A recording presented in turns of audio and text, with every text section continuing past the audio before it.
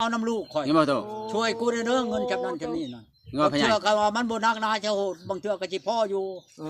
ข่อยก็มีอยู่บนข่อยป้าเงินข่อยเมียนเดี๋ยวนี้นั่น โอ้ บ่แม่นว่านั่นดอก โอ้ บ่แม่นข่อยบ่มีเงินใดข่อยก็มีอยู่ได้ข่อยป้าเมียนำคนนั้นไทบ้านข่อยเองนี่แหละนำลูกหลานข่อยนี่แหละเดี๋ยวนี้น่ะ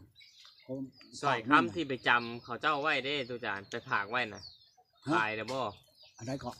จะสอยคำที่ตุจานเอาไปผากน้ำพี่น้องไว้อะนะ เอาก็ยังอยู่นำเขาแหละ แต่บ่ขายตัวน่ะเนาะ บ่แล้วโอ้ย ไว้ บ่ขาย เมีย เขา เนาะ ก็พออยู่แล้วอันนั้นน่ะ ไว้ให้เมียเนาะตุจานเนาะ ได้ อะไรใช่ไหมซบคอ เมีย บ่ มา ได้ นี่ถ้าว่าข่อยได้ลูกข่อยเอาเงินมาให้ค่าหน้าเนี่ยรถข่อยก็ได้แล้วนะเงินล้านหนึงเนาะข่อยสิเอาใช้คอมันอยู่วาง5 บาท บ่ คนก็เชาะไป เอาโต แต่ว่าบ่แม่นของชินชมช่างได้ค่อยชื่อใช้คอเมีย ค ค่ อ อย ย ได้ ได้ นี่แบบเอาให้เมียแบบต่างหากหน่อยเนาะ บ่แม่นว่าโอดอ้างอย่างนั้นนี่ได้